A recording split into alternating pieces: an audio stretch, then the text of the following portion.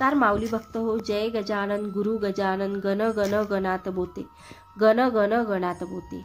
21 November 2024 रोजी सकाळी 6:53 गुरुपुष्पामृत योग सुरू होत असून दुपारी 3:34 हा गुरुपुष्प अमृत योग सुरू असणार आहे. संपूर्ण दिवस हा योग असणे विशेष मानले जात आहे. गुरुपुष्प अमृत योग वारंवार येत नाही. गुरुवारी पुष्प नक्षत्र आले तर त्या दिवशी गुरुपुष्प अमृत योग होतो. हा योग सर्व कार्यासाठी शुभ समजला जातो. या योगावर सोने खरेदी केले असता त्याची वृद्धी होते अशी मान्यता आहे. आज या गुरुपुष्प अमृत योगाच्या दिवशी अशा काही 2 सेवा, साध्या सोप्या सेवा मी तुम्हाला सांगणार आहे, म्हणून व्हिडिओ स्किप न करता शेवटपर्यंत पहा. पुष्प नक्षत्राला सर्व नक्षत्रांचा राजा देखील म्हटले जाते. या दिवशी देवाची पूजा अर्चना केल्याने व्यक्तीला जीवनात प्रत्येक क्षेत्रात यश मिळते अशी मान्यता आहे. पुष्पाचा अर्थ आहे पोषण करणारा, शक्ती देणारा, ऊर्जा देणारा. पुष्पाचे आधीचे नाव तिष्य असे. त्याचा अर्थ आहे शुभ, सुंदर, सुख, संपदा देणार. पुष्प नक्षत्र अतिशय शुभ आणि कल्याणकारी आहे. ऋग्वेदात पुष्पाला तिष्य म्हणजे मंगलदायी किंवा मांगलिक तारा असेही म्हणतात. या गुरुपुष्प अमृत योगाचे फार महत्त्व आहे. तर चला जाणून घेऊया या गुरुपुष्प अमृत योगावर तुम्हाला उपाय, कोणती सेवा करायची आहे. तुम्हाला सकाळी उठून तुम्हाला जर गजानन महाराजांचे पारायण करायचे असतात तर ते करून घ्यायचे, किंवा महाराजांच्या नामाचा जपमाळ करायची असेल तर ते करून घ्यायचे. आणि ते केल्यानंतर ही सेवा, हे साधी सोपी सेवा तुम्हाला सकाळी किंवा दिवसभरातून कधीही तुम्ही ही सेवा करू शकता.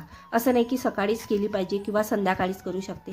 जेव्हा तुम्हाला वेळ मिळेल तेव्हा ही सेवा तुम्ही करू शकता. सकाळी उठल्यानंतर सर्व घर साफसूफ झाल्यानंतर आणि आपली देवपूजा झाल्यानंतर ही सेवा तुम्ही करा. सर्वात प्रथम तुम्हाला काय करायचं आहे, हळद घ्यायची आहे. एका प्लेटमध्ये हळद घ्यायची आहे आणि आपलं जे देवऱ्याचं स्थान आहे, जिथं आपण नेहमी दिवा लावतो किंवा देवाच्या ओट्याखाली तुम्ही सर्वात प्रथम हळद घेऊन त्याच्यात तेल टाकायचं आहे. तेल किंवा तूप तुम्ही काही पण टाकू शकता. तेल तूप टाकून तिथं तुम्हाला स्वस्तिक बनवून घ्यायची आहे. स्वस्तिक बनवून घेतल्यानंतर तुम्हाला एक तुपाचा दिवा लावून घ्यायचा आहे. तेलाचा लावू नका. गाईचं तूप असेल तर खूपच छान, नसेल तर ठीक आहे, दुसरं जे काही तुमच्याकडे जे तूप असणार ते तूप तुम्ही घ्या आणि ते तुपाचा दिवा लावून घ्यायचा आहे. थोडीशी अक्षित स्वस्तिकच्या मध्यभागी तुम्हाला लाल अक्षित करून ठेवायची आहे. ते स्वस्तिकच्या मध्यभागी तुम्हाला ठेवायची आहे आणि त्यावर तो तुपानं लावलेला दिवा तुम्हाला ठेवायचा आहे.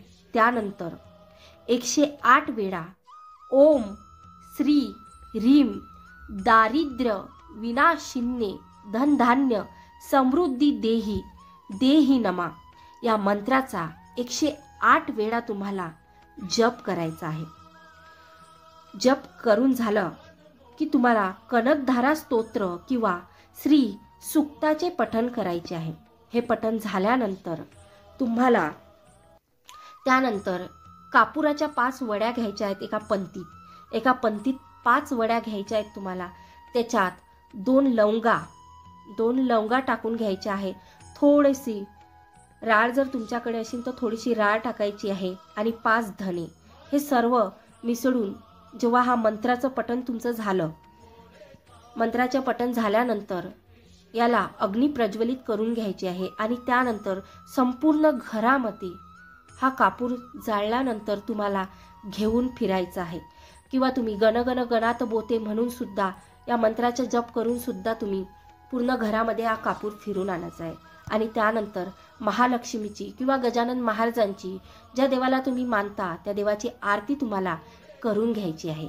हा साधा सोपा उपाय तुम्ही गुरुपुष्प अमृत योगावर जर घरी तुमच्या केला तर तुमच्या घरात जर सतत वादविवाद होत असतील किंवा घरात पैसा टिकत नसेल, घरात सतत आजारपण येत असेल किंवा घरात नकारात्मक शक्ती असेल, कोणाची नजर तुम्हाला या उपाय केल्याने तुमच्या घराला लागू शकत नाही, हा साधा सोपा उपाय तुम्ही करून पहा आणि आपल्या जीवनात नेहमी, आपल्या मुलांच्या जीवनात नेहमीच या उपायानं यश येणार. आणि दुसरा एक उपाय तुम्हाला करायचा आहे. तुमच्या घराजवळ मंदिर जर असेल महादेवाच्या मंदिरात तुम्हाला जायचं आहे गुरुपुष्प अमृत योगावर, त्या योगावर तुम्ही महादेवाच्या मंदिरात जा आणि महादेवाची पूजा झाल्यानंतर थोडीशी हरभऱ्याची डाळ ओम नमः शिवाय या मंत्राचा जप करून तुम्हाला महादेवाला अर्पण करायचे आहे.